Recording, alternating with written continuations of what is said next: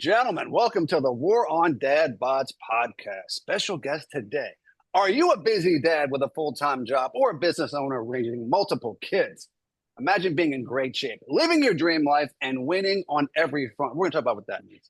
Today, we have someone who's done just that. Joining us today is Brandon Hebert, one of my old buddies for 20 years, an old workout partner, a guy I've worked a lot with.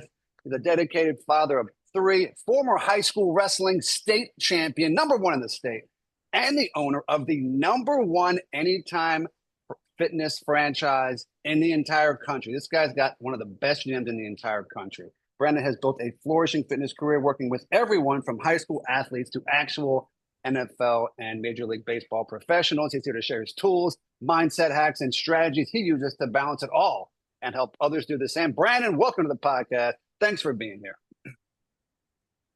Thanks, Matt. Thanks for having me. I was so excited when you called, and I'm excited to kind of share my story and help motivate and inspire some other people.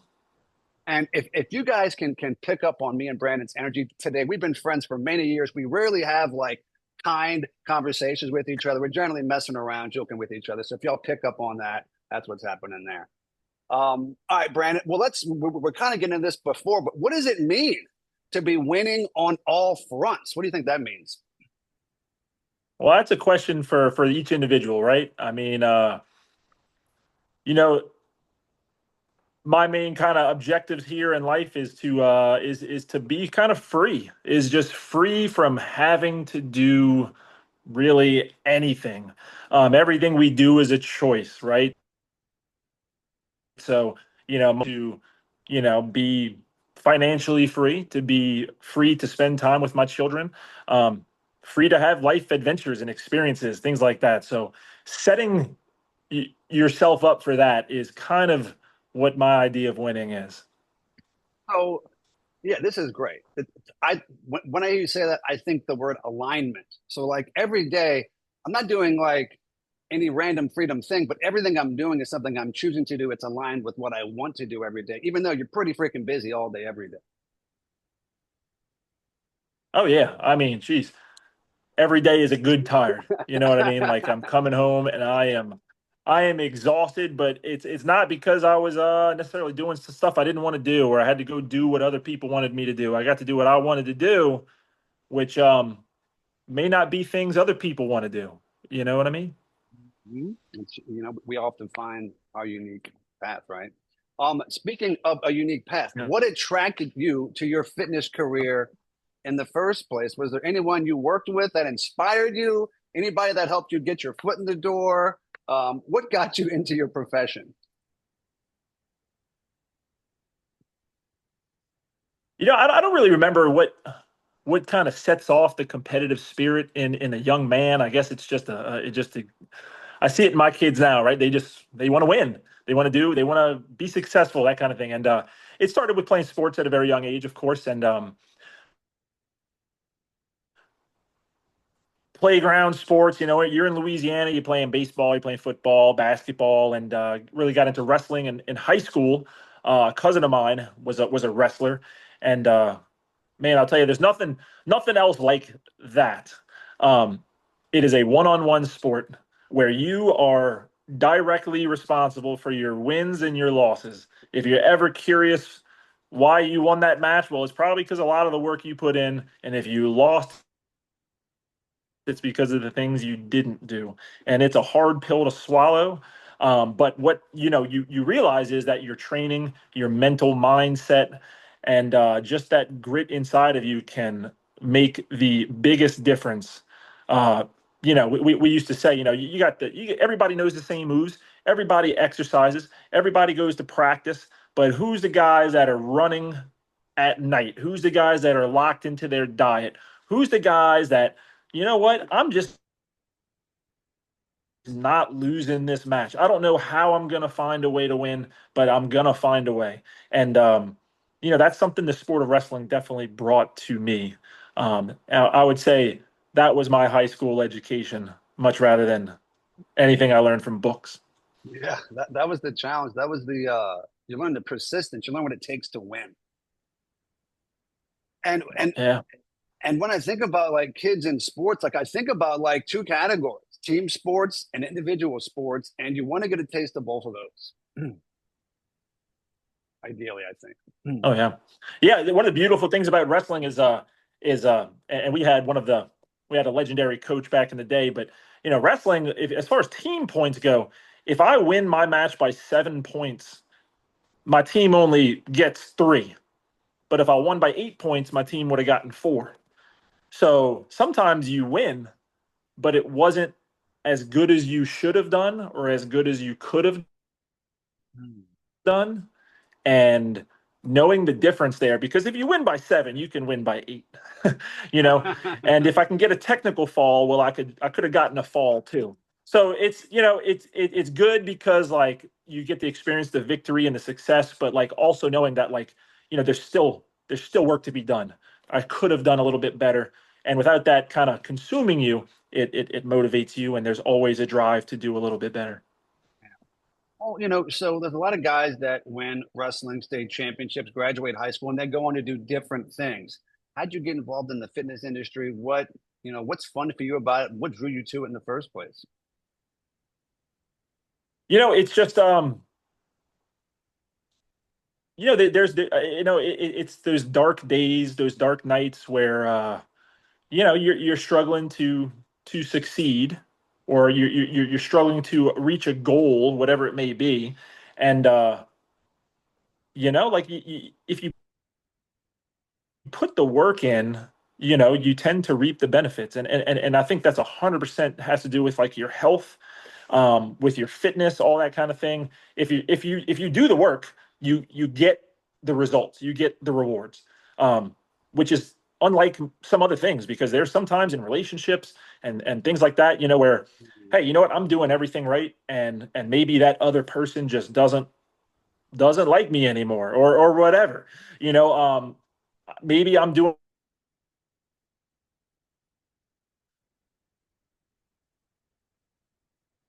so fitness, however, is very different, because if I get up every day and I eat right and I exercise and do all those things, then like your body responds, you get the results, and you get the reward. So it's a great positive feedback loop, that I've experienced in my own life. Yeah, it's like seven highly effective habits. Like there's the circle of things you can control and can't control, and you can control your daily energy, your food, your sleep, your workouts, your health. Oh yeah. It's great. Um, well, more about like everybody has challenges. Like if you're going to have a great life, that means you've overcome something, you've been through something. Have you ever broken through a frustrating situation and eventually found success? Oh yeah. So um, so coming off of that wrestling championship, was it was about 2004. I go to LSU, and that was really a great time, because that was when got to spend a lot of time with Matt here. We used to go hit the rec center, get our workouts in the morning, and really just learned a lot from him. And I'd never really lifted weights at that point. It'd been all training for sports and cardio and things like that. Um, but exercise, provided doing the weights and things like that just provided, like I said, that good positive feedback loop. Right around the second year at LSU was when I got a phone call one day. I was working at Serrano's with Matt, and it was basically my parents saying, "Hey, your dad's got a lump in his throat, and we went to see the doctor, and it's cancer, and we don't really know what that's gonna turn into, what kind of journey that is." And that kind of brought everything crashing down, right? Like, oh man, I'm at LSU. I got my awesome girlfriend. I'm working out. We just won a wrestling championship, and it's like life said, like, hold on, buddy. Like, we got a little something for you here. And lots of years. I think I'd moved home to be home for a couple weeks. Started going to UNO to be home with my dad, and I was I think I was in my second week of class when Hurricane Katrina hit. And now it was like, okay, man, so I'm going to school, uh, but wait, your dad's got cancer, so come do that. And then life was like, no, actually, Hurricane Katrina is just gonna, dump 4 feet of water in your house and all that. So it turned into, hey man, I'm home to spend time with my dad and be around him and help in whatever way. But now it's okay, we gotta get our house back together. We gotta do that. School kind of went on the wayside. And you know, the short story is that, you scratch and you claw, after my dad had passed, it's like, you just kind of lost without direction. School had kind of gotten sidelined for me. And I can't blame it just on that. There's a lot of personal, things there, but you're depressed, you're sad, you miss your dad, and that's your guy, right? Like as most boys, like your dad is hey, I'm following this, and you kind of felt a little directionless. But what happens? You find friends, you find mentors, people that inspire you, and you scratch and claw your way back into being able to live life again. But But some people get weak, they become victims, they start making excuses. You didn't do that. sure, well, let me say, didn't do it long term. Yeah. But there's a lot of times where, like, I'm sure people wanted to reach out to me and say, "Hey, Brandon, let's go, let's get your life back together." But like, who does that to somebody that lost their dad, right? Like you'd be afraid to do that, until you find that right coach or that right motivational person or the right friend that can have that conversation with you.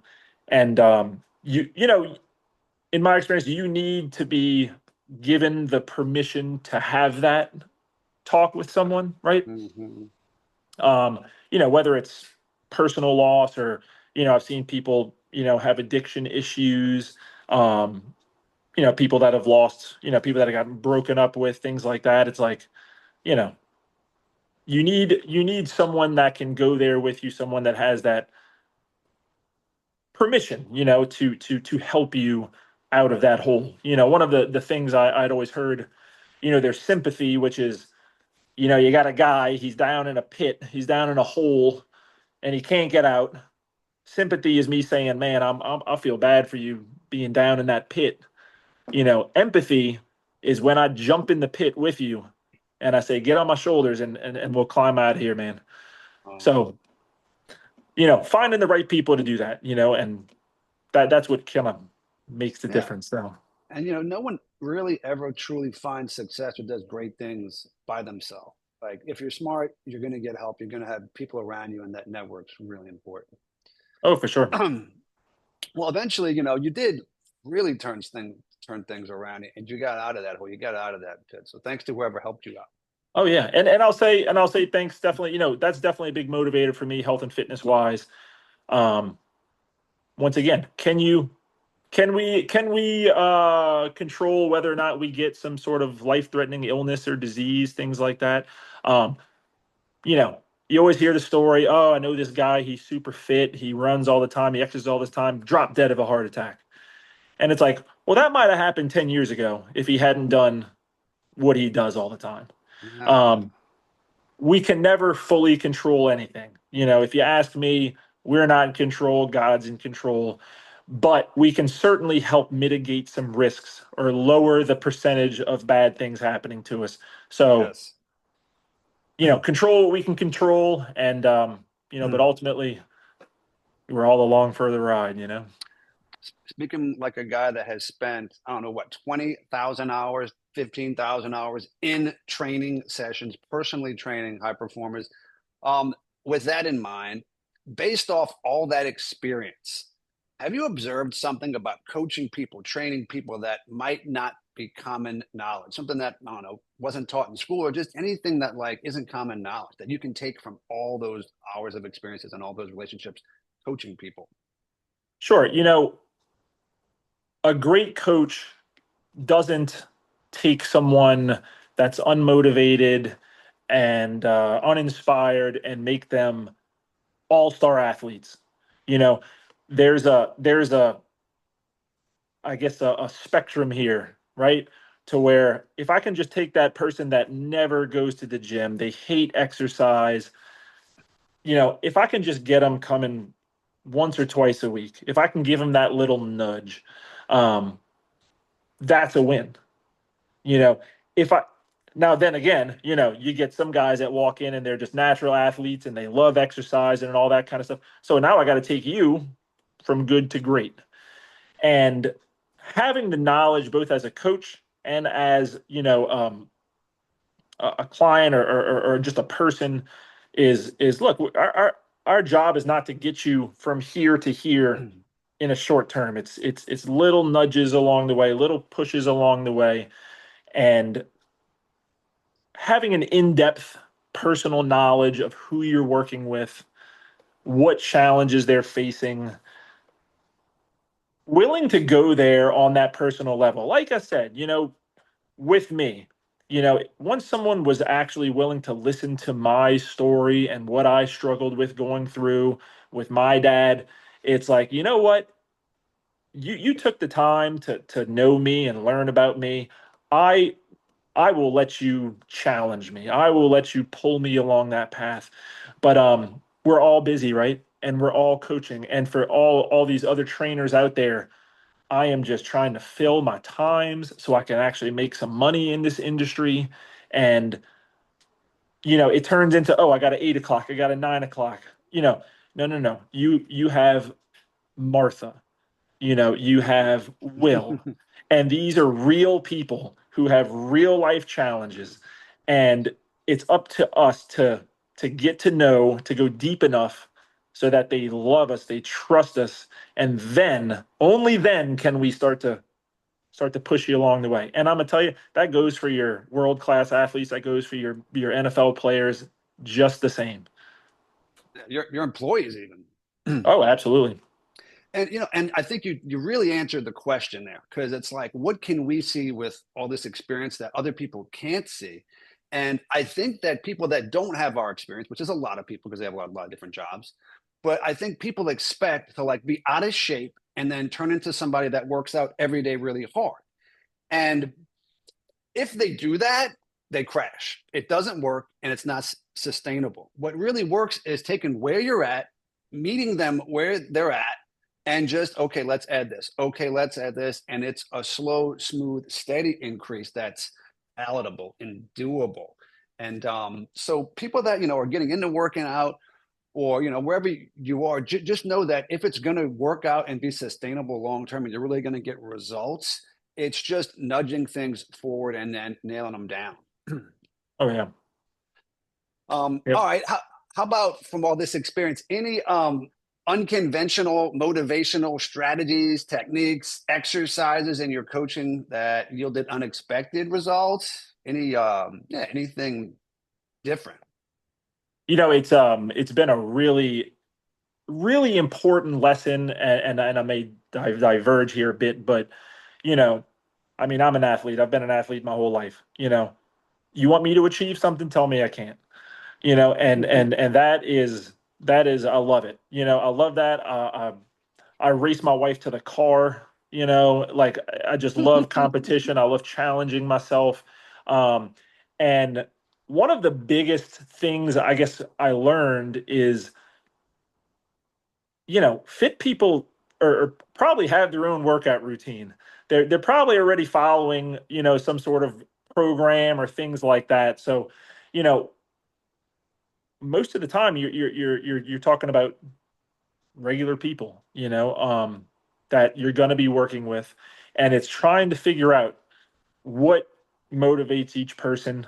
Um, so I guess the kind of unconventional thing is just knowing what our goal is. What's our goal? What was our goal when we're 20, Matt?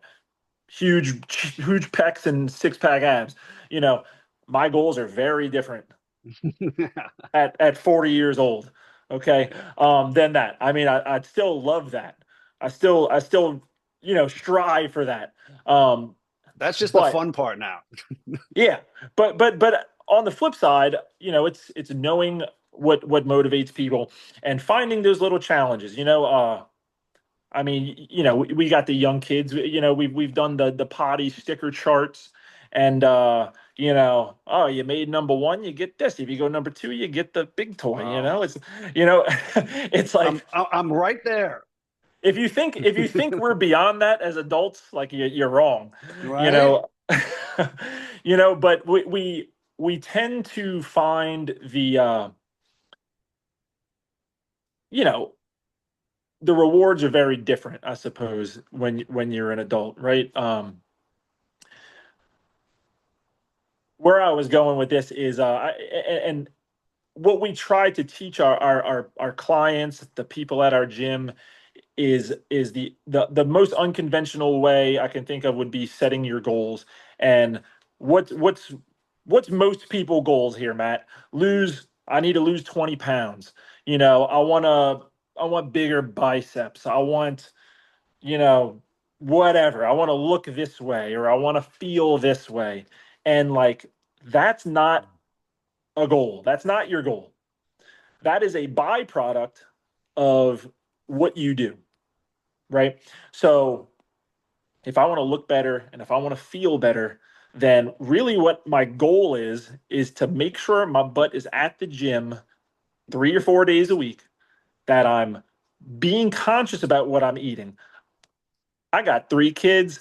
I'm running a business. I love frozen vegetables. That's my life. I mean, that's Yeah. just where I am. Is that the best choice?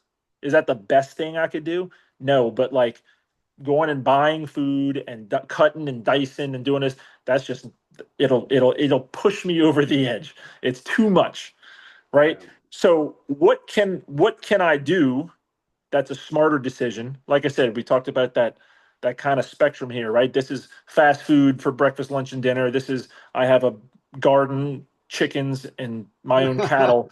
Nice. Like right. So like where are we and where are we willing to push ourselves, right? Yeah. Um, That's great.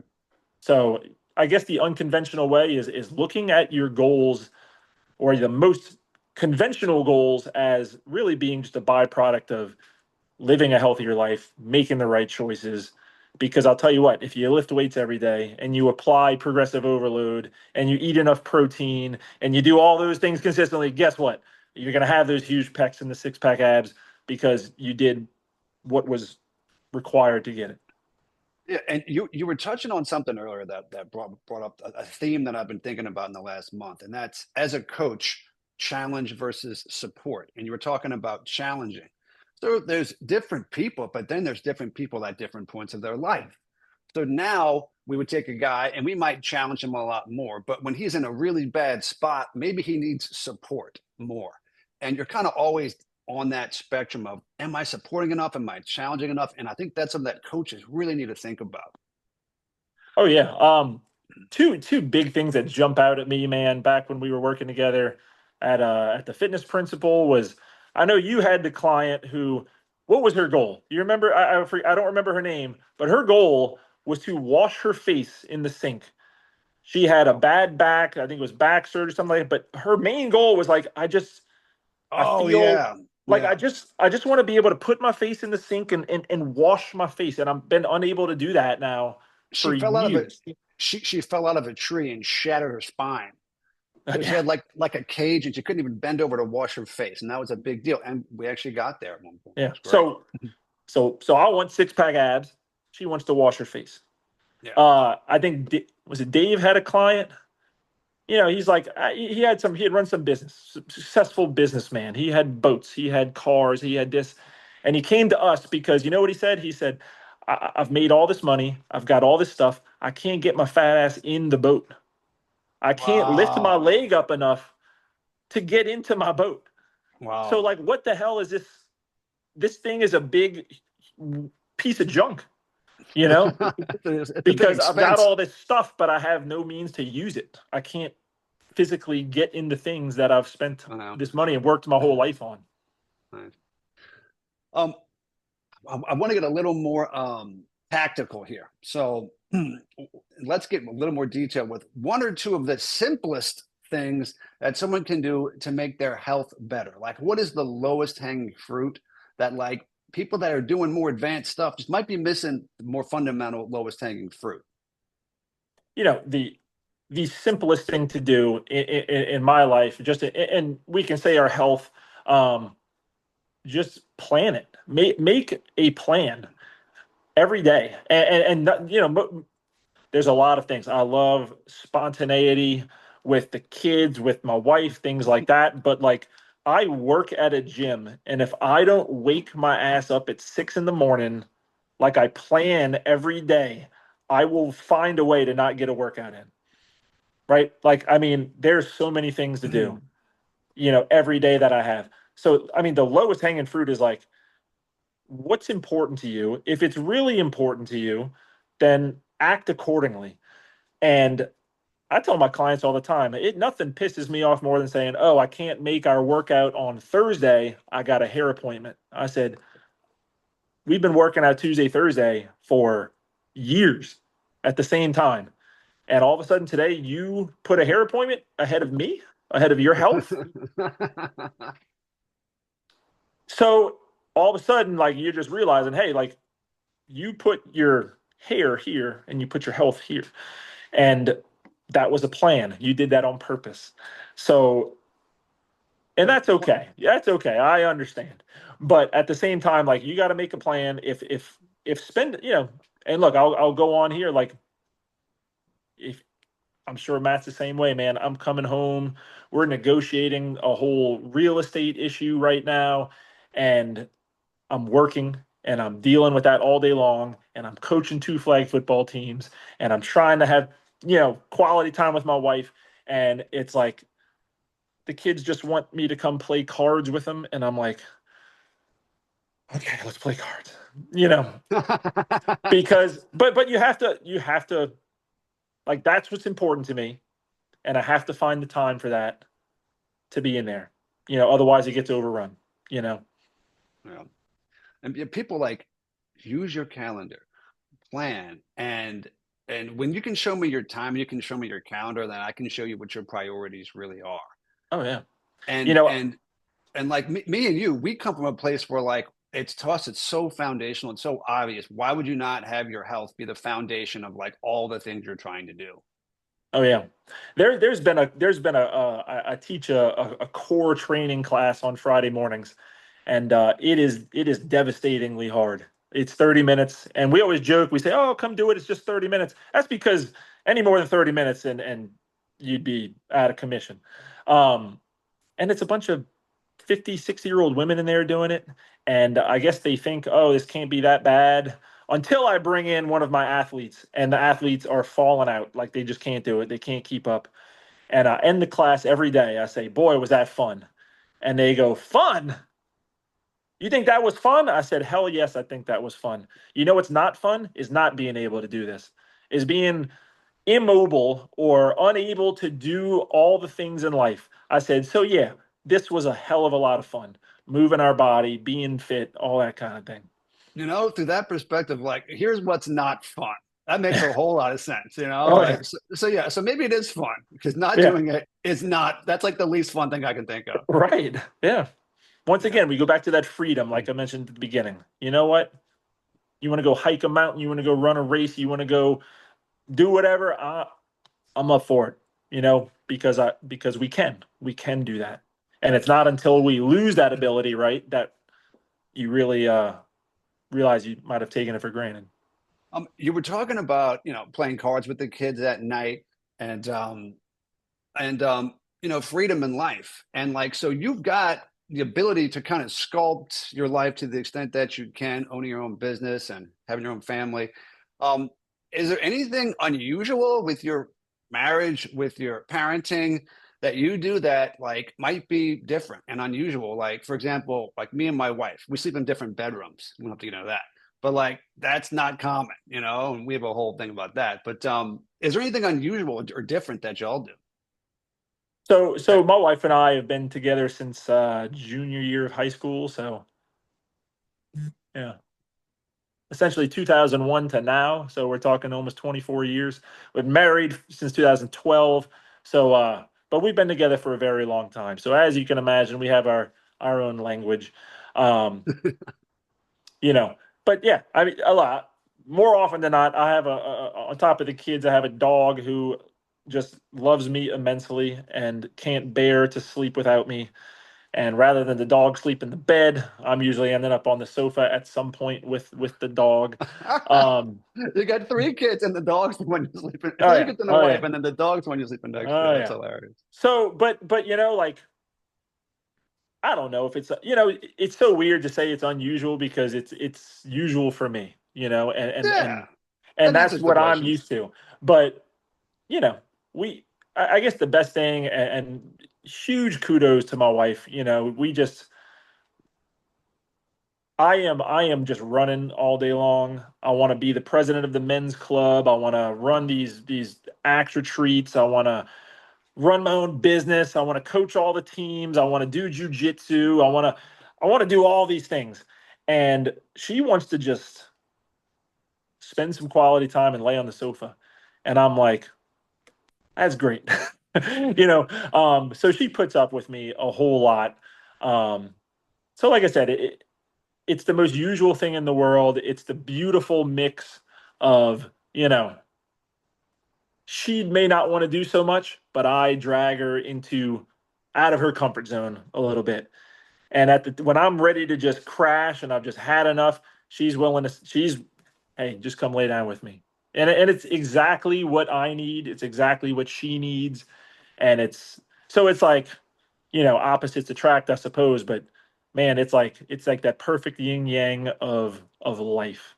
Oh, what do you have in common with this person? Do we, we don't have enough in common. Sometimes that's good. Sometimes that's a really good thing. And you'll have a great relationship. All right. Um, all right, so I'm thinking like health stuff and working with clients and ideals and whatever. Is there anything you've changed your mind about? It could be in the last year, it could be in the last 10 years, but like, is there anything that like you used to do, but now you do it this way?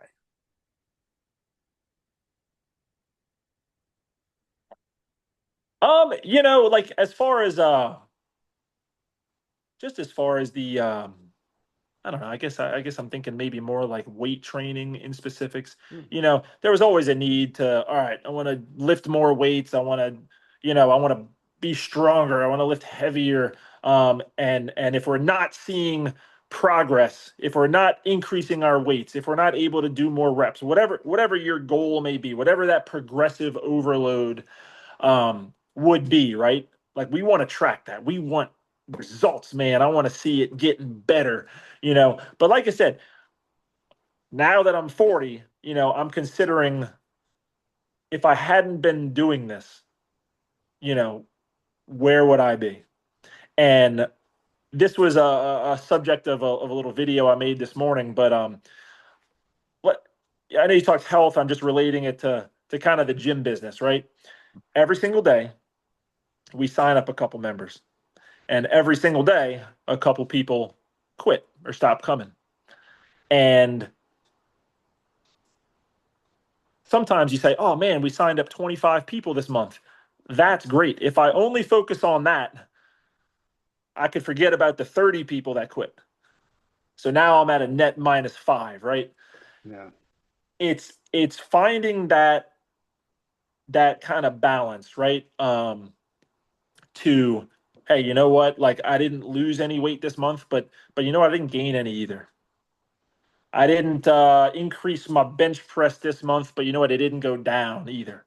And definitely back in the day, and you're always looking for that positive results. You're always looking for that big success, you know. But sometimes, like staying where you are is huge, because most other people are regressing in their health, or it's getting worse, or they're facing more challenges. Whereas, you know what, if you just exercise and moving and things like that, you may not be seeing some life changing transformation, but you know what, you're not getting any worse either.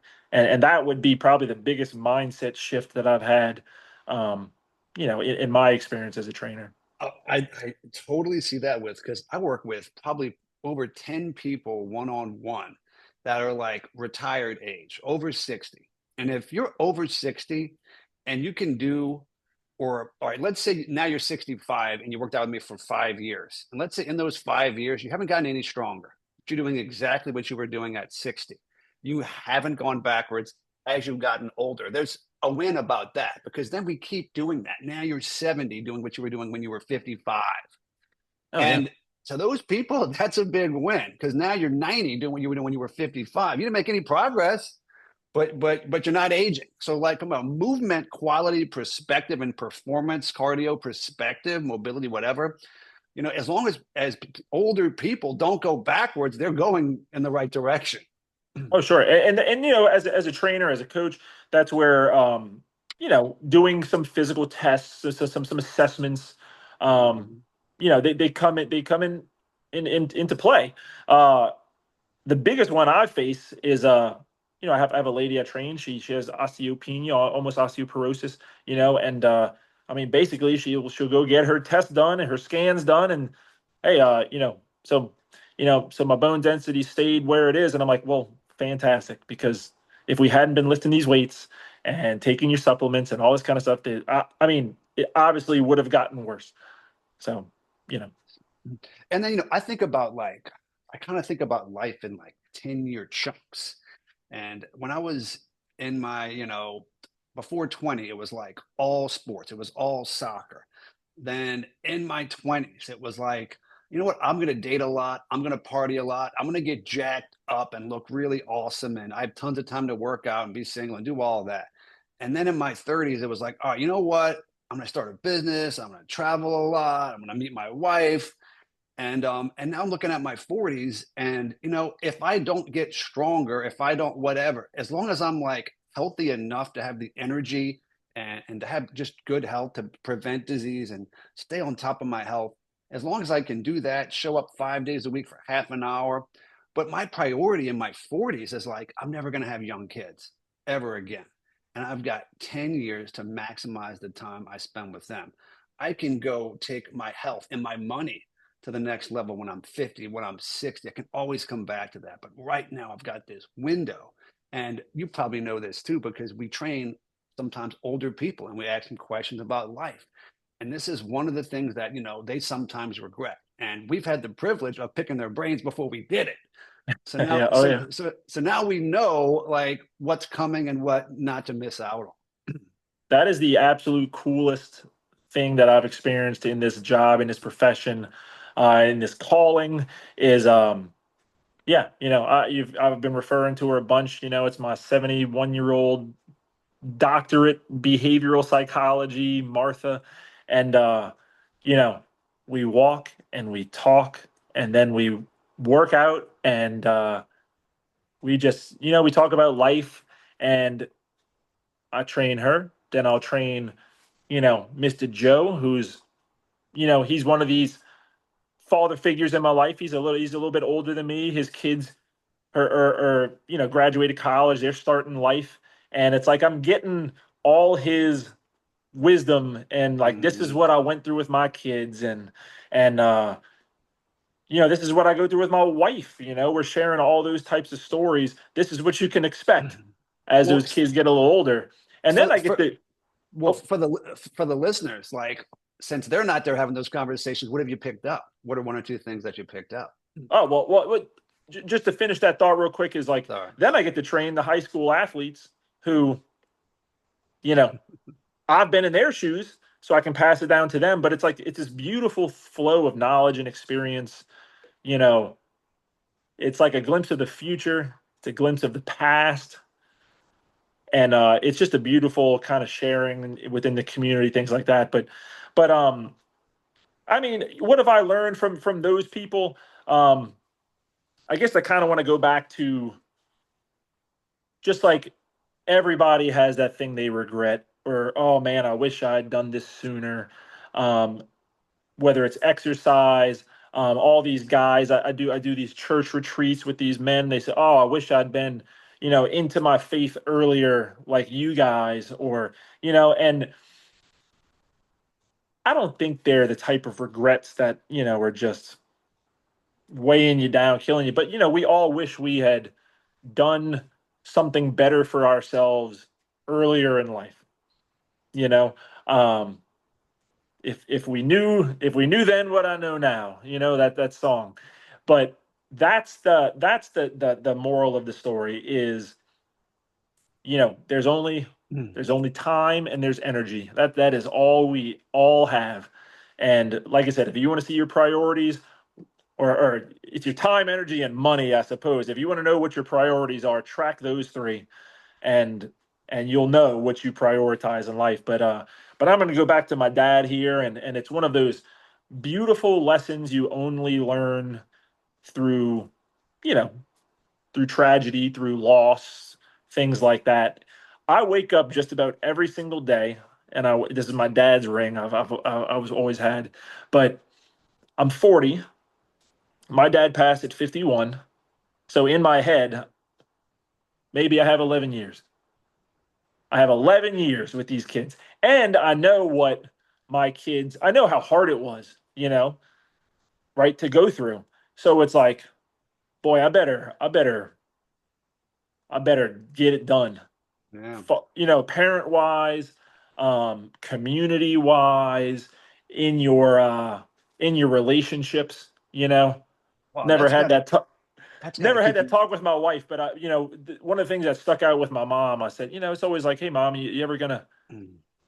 get remarried or anything like that? She said my husband was like, it was your dad, and that's it. Like it wouldn't be better than that. So it's like, hey, whoever people want to choose, but like, I want to leave that experience. Yeah, knowing that your dad passed away at a young age, I mean, that's got to keep such a deep place to keep you motivated and focused and living every moment. That's a really deep core motivator. That's interesting. And Oh yeah. God, slim chance you'll not be around in 20 years. Yeah. But With your hey, you know what? mm, Like just like in life and business and everything else, hey, look, prepare for the worst, you know. But don't let it control every decision you make, right? Like, but yeah. at the same time, like, you know what? Like, I better be investing money. I better take care of my finances so that if I do go, I take care of my family there. You know, got to teach those lessons. Got to have those talks. Got to be that person for them. Um, because if I were to, or if any of us were to leave earlier than we want to, I want to make sure that we left the right legacy, we left the right mark. um Working with clients, there's mindsets, there's beliefs. What do you think, like, generally across the board, what are the most common limiting beliefs that hold people back? I think it's just, oh, I'm not a workout person. I've never been a gym person. Um, One of the best stories, you know, I heard, I think it was back, when Russell Wilson was good, playing on the Seahawks. Uh, he was When he just was like, good. it was just kind of like, he had a conversation with his dad, and it was about, oh man, like, what, why me, or why am I so lucky, or why did I get this opportunity? And his dad was more like, why not? Why not you? You know, like, why not, dude, man? You deserve all these great things in life. You deserve to be a Super Bowl champion. And I think that's what it comes down to. It's like, we deserve to live happy, healthy lives. And no matter what set of circumstances that anyone that joins the gym has, is, they can be changed. They can, just because you got dealt a shit hand, or maybe you got dealt health challenges, or you just have that body type that puts weight on easier than others, uh, doesn't mean you have to be okay with it, and doesn't mean you can't make a difference. So it's just kind of like, when especially when you meet someone that's looking for a trainer or joining a gym, right? Mhm. The big question is, so you've probably thought about joining this gym or hiring a trainer for the last 6 months. So what happened yesterday? Like, what took place that you said, all right, I need help? Because that's essentially what goes on in someone's mind, right? You know, Right. what does it take for me to say, you know what, I'm going to take a car payment and hand it to a trainer? You know, you're obviously going through a little bit of something, right? So it's a big thing. We take it very seriously when someone comes looking for a coach, when someone comes to our gym, because really what they're saying is, I need help. And like you said, changing that mindset from, oh man, I haven't been living the way I'm supposed to, or I've been doing all the things wrong, right? Like, I haven't been exercising, I'm out of shape, I feel like crap, whatever, and it's like, they're looking for help. They're looking for help. And that's the mindset that we need to kind of change, is that, you deserve this. You can get it too if we work together. Why can't it be like, why can't it be you? I got a text message from a guy a week or two ago. He went to the Dustin Poirier last fight of his career. And he said, Matt, I'm going to this fight tonight, man. I'm living my dream. And I said to him, I said, no, that's someone else's dream. That's his last fight. Your dream shouldn't be to go watch someone else. I'm like, why can't that be you? Why All can't right. you be the guy that does these things? And I think to pinpoint the belief or the mindset about things, people think that Dustin Poirier is like this exceptional human that did all these exceptional things, and that we're like, we can never be that. And there's this huge gap there, when in reality, the gap's just not that big. Um, the potential of the human spirit, of anyone's human spirit, of anyone's brain, of anyone's mind. To me, what comes to mind is like, I never thought I'd be really good at technology and I'd be able to be focused for 30, 40, 50, 60 hours a week. I just didn't think I could do that. But then once I started showing up and learning and asking questions and investing time, you can go from someone who's 380 pounds to someone who is 200 pounds. It's very, very possible. Like physically, mentally, it's all possible. And if you don't have that foundation of believing that you can do it, that's the first ingredient, I think. And we all need that help from time to time, right? And you delivering that message to him, it makes all the difference. So I had worked at this Anytime Fitness for a decade, and then Hurricane Ida hit and just tore through St. Charles Parish. Ripped the ACs off the roof. I mean, just completely devastated the gym. And that was when the previous owner said, I want you to take it over. I want to sell it to you. Um, so they're going to rebuild it, all that kind of thing. And, so this is someone's retirement. I view the gym, this gym is like, hey, look, I'm eventually one day this will be my retirement in a way. But, so we had to get a bunch of money together, right, to buy this gym. And what do? We go to the bank, and we say, hey, we got this business. It's been shut down for 3 or 4 months. It's recovering from COVID, so gym memberships have been down, all that kind of thing. And they want how much money for it? And the bank says, well, the numbers don't make up. The numbers don't add up. We can't lend you that money. And then we go talk to the financial advisors, and they say, okay, so we'll do a different financing thing.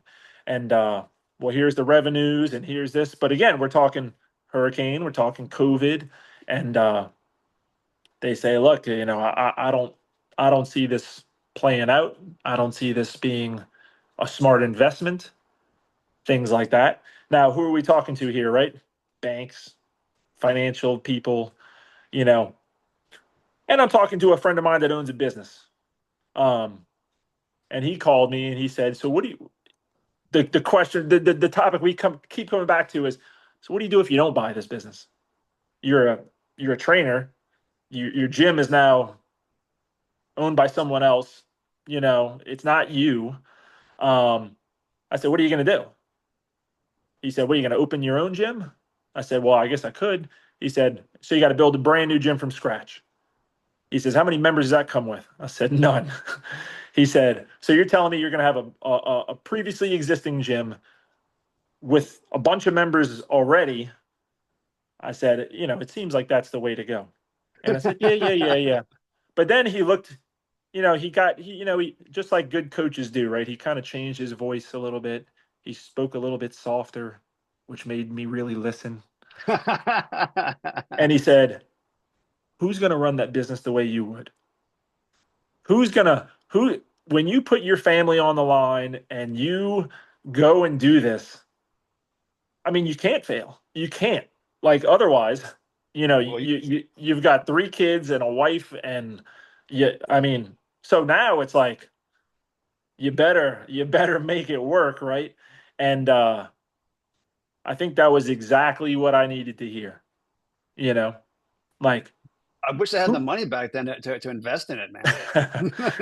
but it's just like who's gonna do it who's gonna do it the way you would, it's yours, it's your baby, it's and that's hopefully what we can instill in our clients, right? Is hey, you're it's your health, it's your life, and like we said, you deserve to live an awesome life.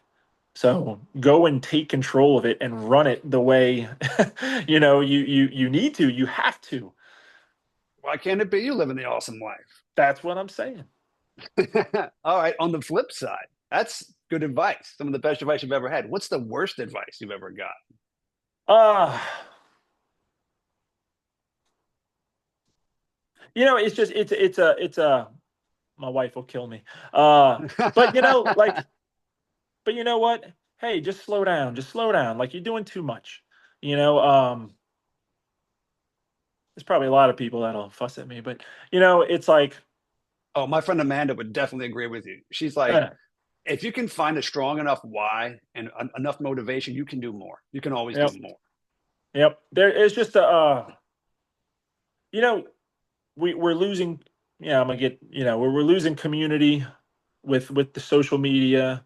We're lucky. I'm very lucky to live in like a very close, tight knit community in Destrehan, but we're losing that. We're losing the personal connections. Um, and so it's like you see that, the gym's 90% full of people with headphones on, working out right next to each other. The kids probably know one another, but they're just working out. They in their own world, and it's like, man, what are we doing? Like, so making that community in the gym, making sure we all know each other, we all know something about one another. Like I said, with the church, I'm the president of the men's club out here. It's like I got three kids, man. Like you think I got time for that? But if you don't do it, who will? Who is gonna be that driving force of community, of inspiration, of motivation, of leadership? Someone has to do it, and you know it takes away from every time we do like a church event, a retreat, stuff like that. It's like I am leaving my family to go do something else. So it's kind of finding what your values are, but it's like I can't just ignore the community and that kind of calling to build that and just stick with my family the whole time. I also can't leave my family and just be 100% focused on business and all those other things, right? So it's trying to find that like that zone coverage, I guess, of your life, right? And I feel like that's what we all struggle with. But you know, like I said, just like someone's got to be a leader in your family, in your life, in your health, whatever it might be. And it's like, get up and get that good tired we talked about, man. Like if you're not hitting the mattress and just going "Ugh," like and out, then like, come on, what are we doing? Wow, I like to get it. Um, so I put your name through ChatGPT and I was like, all right, tell me about this guy. And at some point you were quoted in saying, pursuing a goal is making the choice to commit to hundreds of small choices. Tell us about that. Oh yeah. So, I mean, the big thing I can think of is, go back to just the big goal of my youth, right? Was being a state champion wrestler, right? So I want to be a state champion. Okay, well, I got to go find out what state champions do, right? So you got to find some guys that have done it and see what they do, and learn, right? So I got to learn. What are they doing? You know, one of the big things I tell my athletes is, everybody goes to practice. Your whole team is at practice, right? Everybody goes, you don't miss practice, right? And you'll get so far doing that, right? But I don't want to be just a wrestler. I want to be a state champion wrestler. So how do they practice, right? They're practicing, they're locked in. They're not taking reps off. They're not taking the water breaks as much. They're not sitting on the side. Um, they're the most involved. They're the guys paying the most attention, all that kind of thing. So you say, okay, cool. I want to be a state champion. When I practice, I got to practice that way. And then you find out that, you know what? These guys perform better because they have, they follow a nutrition plan. So now it's like if these guys fuel themselves correctly, eat a certain way, all that kind of thing, then they perform better. And then you come to find out that these guys are not just practicing; they're finding mat time on their own. They're lifting weights in the mornings. They're running at night, and it's like, hold on, man. Look, I just wanted to win state. Like, I mean, I wanted to be good. But now you're finding out that that means I got to practice, and I can't just practice. I got to practice a certain way. I got to follow a nutrition plan. I've got to run at night. I got to lift weights in the morning. I need positive affirmations in my life. um, I can't just show up and grab the the kid that just started wrestling and have him be my practice partner. I got to go find the baddest dude in the room and get my head kicked in until I'm good enough to do it on my own, right? Like Yeah, so. this is like the Mamba mentality. This is what But Tony it's would do, just right? it's like, geez, man. But if you're deciding to, you know, hey, I want to live a longer, happier life. Well, what the hell does that mean? you know, that means I'm in the gym often. I'm surrounding myself with positive people. I'm following that nutrition plan. I'm carving out time for business, for family, for fun, for vacations, for exercise. And it's a scheduled life, it's a disciplined life. But in the end, you get that reward, right? Like we said, your goal should be to do all those things. The goal, is to say, all right, it's Tuesday and I've got these things to do today. And if I do all the things on Tuesday and Wednesday and Thursday, then 5 years from now, I'll get that reward will happen. Yeah. And you know what's weird is like I had this big dream to move to Florida, and and it at first it was just a far-fetched kind of out there kind of dream. And now I'm sitting here and we did it, and like it was a huge thing to do. But like once you get halfway, it doesn't feel so vague and so far away. And like you slowly start to get the dream. It's not this big moment of like we did it. It's like, well, yeah, because I worked about 10 times harder than I thought I had to get in the first place, you know? Oh And yeah. like so like I gotta sit back and just constantly say, like, man, never thought we'd get this far. Oh yeah. Yeah. One of the funniest things was we opened the gym in 2022, or we reopened the gym.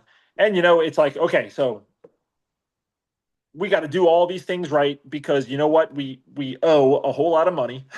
So we have to do this, we have to get the members, we have to get the training revenue, we have to do all these things business wise, we have to do all this kind of stuff.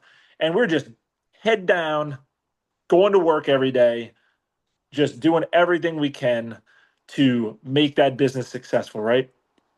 And then Anytime Fitness has it's five metrics that track the gym's overall performance and things like that. And I think when we opened in January 22, we were like the 270 something gym in the Wow. franchise. So it's still pretty good, right? I mean, there's 5,000 uh, I think gyms in North America, Anytime Fitness gyms in North America, and we're just doing our thing, man. Just going. And I don't check the metrics because it's like, or I don't check our rankings because Yeah. it's like, look, we're just doing what we got to do. And it's like you open up one day and I'm like, man, we went from 271 to 2 in the first year. And it's like, oh, like I had no idea, you know. I was just so busy being a badass, I didn't realize I was a Well, we're just badass. plugging away. We're doing it, but that's why that same theme for me is such a big thing. It's like, you know what? Like, I never wanted to be the number one gym until I realized, we're number two. uh, you know, because I was just doing it. We're just doing all the things that you're supposed to Yeah. do, and then, like I said, you end up with your reward, or the thing you were chasing. But so my question for you, Matt, is all right. So now you're in Florida. Your big goal was to get to Florida, do all that. So now what? Man, I've been trying to figure that out. Um, I there's different parts of my life that I look at, and to me, it's hard for me to like really engage in building a huge career and a huge business and really pursuing those dreams at the expense of not spending time with my sons. So I'm like, and I feel that so deeply and so strongly, and that's what I really want is for them and us to have just the best relationship I can. So I don't know how you measure this, but for the next decade, like, I mean, I absolutely am going to be growing my business and making progress and finding better ways to support the people I work with. But I'm not going to go a zillion miles an hour into marketing my business. That's not right now.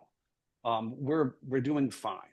And as long as everyone that comes near me gets better, then I'm good with that stuff professionally. But for the next 10 years, it's like, all right, what does a great childhood look like? And what do I want these guys to become? And what's going to be hard about that? And how do I schedule that, plan that, look back and say, you know what? Even if I made some mistakes, I was the best freaking dad I ever could have been. In the first 10 or so years of their life, that's much more important. I think as they get older, they spend more time doing other things. But it's a big time investment, I think, for about a decade. So I'm getting more detail on what that looks like. I got them out to a healthier city and a healthier place, and that was kind of step one. And now we're touching up the actual house and the environment, and we still have to hatch the second one. But yeah, so I'm getting more detailed as to what that looks like, and I got to be in incredible shape because these dudes are going to be competing with me in 10, 15, 20 years, and I can't have them kicking my ass. Oh, I've got a recording on my phone of my 6-year-old son telling me that when he's 18, he's going to wrestle me. And I said, it's on my calendar, buddy. Like, you think this is a joke. You just, you mess with the hornet's nest. So I said, all right, so I'm 40, he's 6, so I'll be 52, They just you know? inspired like 1,000 workouts of yours for the next 15 years. Yeah, let me tell you, Matt, it is, we always joke because my son's Matthew. Um, Matthew, if I made a chart, and this is probably the thing I'm most proud of in my life. If I spent the whole day with my son Matthew, he will just, we could be sitting on the sofa. I'm on this side, he's on that side. He will just tell me, Dad, I love you. He might tell me 15 times a day. And I'm just like, it's like by number 15, I'm like, I know, bud. Thank you. But there's times where I'm trying to focus on something, or I'm watching something, and he's like, Dad, I love you. And I'm like, I love you too, man. Like, but man, if those numbers ever go down, it's gonna wreck me. You know what I mean? Like, Wow, wow, yeah. but like, Talk about being spoiled. oh yeah, no, but like, if you need a sign that you're doing it right, I mean, that's my sign. And Yeah, that's a good one. you know, yeah. All right, getting a little more granular with, we're trying to improve these guys' health. Um, uh, More tactical. We're talking about, how do I measure being a good dad? I don't know. But as far as health is concerned, do you use any health tracking tools, apps? I use an Aura ring. Like, do you use any tools to track health metrics, a scale? Well, the first thing we do all the time is you know there's your physical makeup, right? how much body fat do we have? How much muscle mass do I have? All these things. We have Anytime Fitness, we have an eVolt scan machine. It's a bioelectric impedance machine. So we do that. Is it the best way to measure? No, but it is useful. It'll show us some changes there. But what does that even mean? That's a how much fat do you have? How much muscle do you have? Yeah. That kind of thing. Um, in that app, which I think is really cool, is I can take a screenshot of me, when I'm just trying to get real fit, and it'll say, oh, I got 105 pounds of muscle and I'm 6'4", 220. Uh, you know, what it allows you to do is you can take a picture of yourself and you can say, all right, this is me at this physical makeup. And then, when I do my jujitsu competition once a year, I say, all right, we're going hardcore cardio. I'm getting on that diet so I can get down to this 208 weight class. And what do we all do, Matt? We go, well, dude, like 220, I got some size on me, right? I feel good. But then when I'm 208, dude, my abs are popped out, dude. I'm ripped. But then I'm like, but what happened to Yeah. my muscle, right? And we say, well, now I need to bulk up. And then once you get bulked, you say, shit, I need a cut. I need to get ripped. And we just, anyway. But so there's the physical makeup. But then, okay, cool. So looking cool is one thing, like doing cool things is another, right? So performance wise, what can you do, and how do we use this in relation to your goals, right? Is it performance based? Is it um it could be, hey, well, can you get can you wash your face yet? How close are we getting to that water? But actually having some sort of measurement to find out where we are. So tracking performance, tracking our physical makeup. The number one thing we all need to do is we need to get our butts to the doctor once a year. We need to get a blood work done. We need to get all that type of stuff checked out. If that was a big thing for me at 40 was, okay, 40. That's just a huge number to me. So it's like I got to go get my blood work done. I probably hadn't done it in 5 years. Um, I feel great. I feel like I look okay, but like what's under the hood? You know, I need to get in control of if my dad had cancer, my aunt had cancer, then I need to make sure I'm scheduling my scans and things like that. But just getting a general checkup, right? That's got to be done. Yeah. So I think there's a full body MRI now where like it might show you too much. yeah, but it's like what's our physical makeup? What's our performance capabilities? You know, and what's under the hood essentially. Making sure we're doing all those types of things. But really, like that's the first place I would send anybody is go get your blood work done. We got to check your cholesterol. We got to check your blood pressure, all these types of things. Because while exercise will help, there are certain things that we need to kind of keep in mind, monitor. There may be some exercises that we should or shouldn't do, depending on what's going on with you health wise. So, um, but that's what I tend to use. Those three metrics. And that's where the principle of specificity comes into training. That's one of the big principles of just training, coaching, in general. Um, you know, I train my football players. I say, look, you need intense, just chaos for 10 seconds, and then you have a 40-second play clock. So Yeah. that's your fitness right there. Just absolute insanity for 10 seconds, and then you get to breathe, recover, so on and so forth. If I'm a wrestler, I better be able to go 6 minutes nonstop. I better be able to sprint for 6 minutes. And if I can't, if all of a sudden I'm walking or jogging in that last 2 minutes, well, guess what? I'm be gassed out in my wrestling match if I can't do it. So just finding what modality we're talking about with each person, and coming up with some sort of you know measurement device there, Yeah, right? and it's kind of like if you're not a father yet and you're preparing to be a father and you really want to condition your mind, one thing you can do is listen to screaming children for Yeah, hours and hours and hours as you're trying to have a conversation with your wife.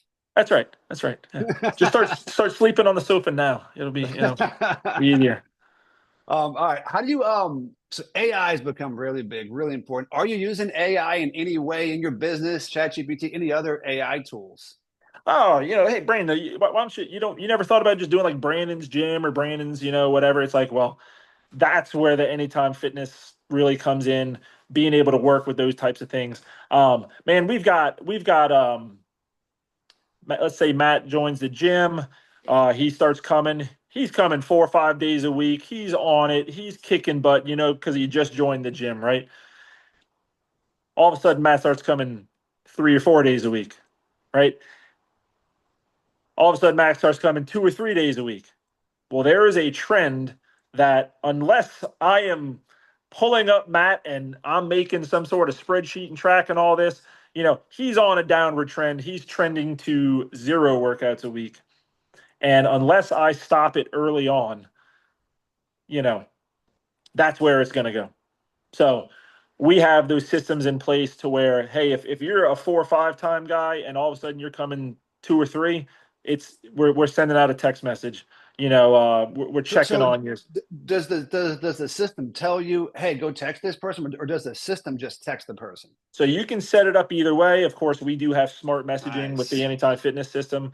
So we try to personalize it as much as we can, right? But it'll say, "Hey, Matt, it's your friends at Anytime Fitness Destrahan, just checking on you, seeing if there's anything we can do to help keep you consistent in your workouts." Just a little nudge to say, "Hey, you know what? We need to reach out to this person." Um, It's like that. So, it's really good to know that like the number one gym is not the one that has like the best manipulative sales process that signs up the most people and makes the most money. The number one gym that makes the most money or gets the most whatever is the gym that makes sure people get results and has a great community to it. oh That's yeah, the way it should be. So that's awesome. oh yeah. But man, we are definitely gym people. We're not business people. Um, but that's where it's got to be, man. If I can tell you, it's just you got to actually care, right? Like I would never just join the gym. I have this intention of going. I want to change my life, and then all of a sudden, like something must get in the way. There's a hurdle that needs to be navigated, and I do not want to be that guy that is just collecting people's money because they forgot that they're paying for the gym or whatever, or they're Yeah, locked into a contract, right? yeah, yeah. I hate that. I mean, if I could track the I guess the performance of our gym just summed up in one thing, it's how many check-ins do we have a day? Like because if they're not checking in, eventually they will check their banking account and go, "Oh shit, I'm Yeah, still paying for that." You know, our job number one is to make sure that people are actually using what they pay for, right? Because I'll yeah, tell you what, if we don't watch Netflix, we're canceling that shit. Like because I'm trying to save money. I'm sure we all are, right? But that would yes. be the number one thing. But the gym owner, the good gym owner, focuses on the client results, not what the numbers look like. Because if you Right. focus on getting the people transformed, in shape, supported, the money will definitely come. You don't have to focus on the money. You focus on the clients getting their results and the That's right. client experience and all that. I mean, because what's our goal in what's our goal in running a business, right? I mean, we got to make money. We got to pay for life, you know.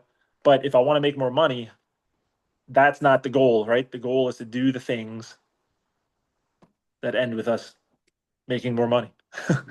you know. All right, so I want to ask you about supplements. All right, you can only take three supplements for the rest of your life. Top three supplements. Um, I guess you got to say for you. You could say for other people, but top three. What are your favorites? I make sure I'm finding a good, complete, whole multivitamin. Every day. Probably. I Spe- mean, oh, Specific brand for the multivitamin? I have it's a Smarty Pants men's multivitamin.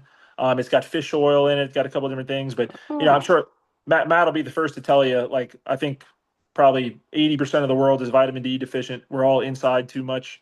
We're not getting the right things in our diets. So I think you have to have a blanket multivitamin just to cover, to cover all that. Um, Most of us, the short speech I give people is that if the more muscle we have, you know, it's like having a bigger engine in a car. We're burning more fuel. We're burning more calories just by having a little bit more muscle. So if I'm supposed to be eating my body weight in protein a day, I'm supposed to be eating 215 grams of protein. A chicken breast is say 30 grams. So what was that? Seven? I need seven chicken breasts a day it's just, that's tough, man. Like, It's tough every day, you yeah. know. So it's like every day. So having a protein supplement, I love Optimum Nutrition, whey protein. And one of the things I love to do is I look at these labels. I look on the back, and it'll tell you how big the scoop is, and it'll tell you how many grams of protein is in it. And I've seen somewhere there's a 60-gram scoop with 20 grams of protein. So I'm going, what the heck is all this other stuff in here? Whereas your Optimum Nutrition is more like a 29-gram scoop and a 22-gram protein. So Oh I wow. know I know that I'm getting you know, much more what I'm looking for. So that's Um, really so that's a really good way to look at a protein shake. The total grams of protein versus how many total grams of everything per scoop. So oh yeah, that gap, the smaller that gap is, the more pure protein you're getting. That's interesting. oh for sure, yeah. And then the other would be, I mean, I take creatine every day again just to kind of help with that muscle. I hate taking pills, so all my stuff is gummies. But I think it's a force factor creatine supplement that I'm taking right now. Um, A lot of creatine gummies. If you get you creatine know, via gummies, a lot of but gummies. but but overall, like I said, I mean that's more of a focus on maintaining muscle mass, which helps us, like I said, helps our body burn fat, helps our body move, um, helps us, change over energy, right? Like the more muscle we have, you get more glycogen in there. You're not, the food you eat isn't turned into fat as much. So Yeah, but well as I said. get after I've hit 40, I'm looking really hard at some joint supplements and you know things like that. So Yeah, I think I read a book on that. yep, Um, to review the supplements, guys, good multivitamin. Inside of that, he mentioned it's got fish oil, it's got vitamin D. Then he mentioned protein shakes and that gap, the total grams. And he mentioned creatine was that third one. yep, All right, this next group of questions is labeled rapid fire. So we'll kind of go through, looks like six rapid fire questions. I'll be too rapid. yeah. I'll keep it short. What is the biggest health and fitness myth that drives you crazy? That like just the expectation is to be super fit. Like I don't know, like to be ripped, to be jacked. Like that's like the end goal. Um, that would be the, I don't know if that's like what we're looking for here, but you know, I'll tell you this, I have been doing this my whole life, and I'm still not ready to be a bodybuilder, so Yeah. just you can't expect to walk into the gym, lift a couple weights, and just see immediate results. Yeah, I mean, and think about who you're comparing yourself to. So, like me and you, we're not bodybuilders, but we also have the background of being high school state champions that probably haven't gone a week without working out in 25 years. Yeah. So, where are you genetically? What is your history? What's your starting point? And, get better. That's about it. Yep. If you had to pick one exercise for the rest of your life, what would it be? Oh, maybe if I was in my 30s, I'd say deadlifts. Now that's a lower back. Uh, I love activating the glutes, the hamstrings. It's huge muscles. So deadlifts or some hip bridges, something like that to get to get those big muscle groups going. Um, All-time most hated exercise. Oh man, barbell squats. I don't know if it's I'm a back on the back. I don't know if Yeah. it's a 6'4" frame, long legs like that, but just hate them, hate them, hate them. I think the longer your legs are, the more you have to kind of feet forward when you squat. So to stay upright with long legs is just, it's not a favorable position for your anatomy.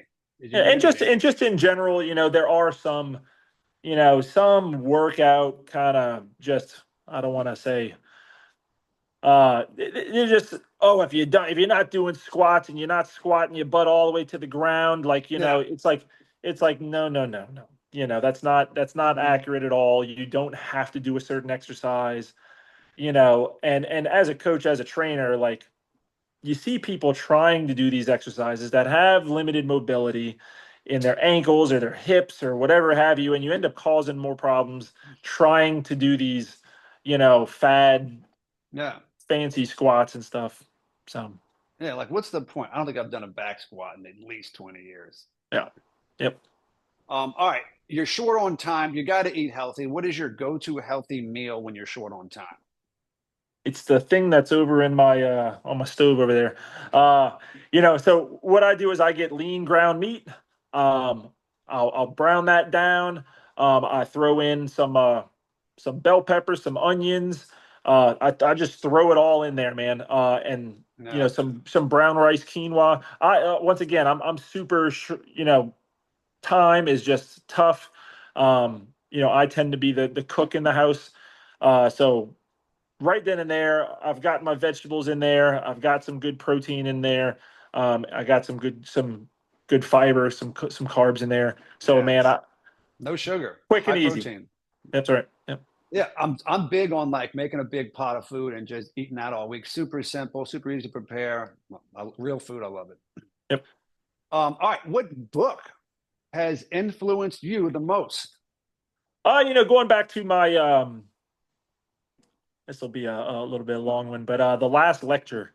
Um, And just to Oh, give you a quick synopsis here, um, it was a Carnegie Mellon professor who got, I think it was pancreatic cancer, and like it was a death sentence. He was dying, and he had young kids, and he just kind of set up this last lecture. He kind of conned the university into it, but mm, he basically spelled out his whole life and um, made something his kids could remember, which was a big thing for me.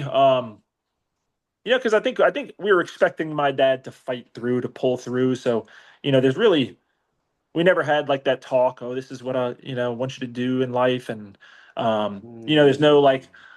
no letters for you on your wedding day, no letter for you when you had a kid. And if you read that book, um, you realize like, hey, like you gotta have those things. You gotta set those things up. One of the best advice I ever heard, and that I have, and I practice, and I do this still. I set up email accounts for all my children, I remember this. and they get emails from me. We might be sitting at the park together, and I'll snap a picture of them, and just I'll voice the text right there, something short and sweet. But they've got emails from the day they were born to when they graduated kindergarten, when they lost their first tooth. My daughter has a letter for her on her wedding day, in case Wow. so it's like all those things are there. But boy, if I hadn't read that book, I never really, would have gotten that message or So, thought to so do those like, things. so you went and set up Gmail accounts for Oh, them. yeah. Oh, yeah. Wow. Yep. And it's cool because, like, you figure Google's not going anywhere. So all the pictures I send and all that kind of stuff is Mm. staying with it. Um, and I've invited other friends too, friends, family. Hey, ever just want to send Oh, send send an email wow. to That's these cool. kids?